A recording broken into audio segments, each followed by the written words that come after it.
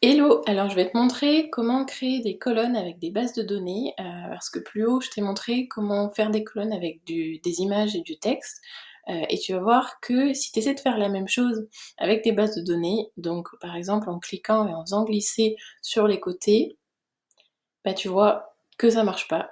Voilà, il y a rien qui s'affiche pour que tu puisses les mettre côte à côte, tes bases de données. Heu, donc il y a une astuce pour ça et je vais te la montrer tout de suite. Donc en fait, il faut que tu ailles à gauche de ta base de données sur, les 6 petits points ici et que tu cliques sur «Turn into page» pour le tourner, pour le transformer en page. Tac, et pareil pour ton autre base de données, que tu veux mettre côte à côte. Et maintenant, tu peux les mettre côte à côte sous forme de colonne et c'est pas fini. Maintenant, tu cliques sur Turn into inline et voilà, ça te déroule ta base de données avec la vue que tu avais avant et pareil pour l'autre base de données.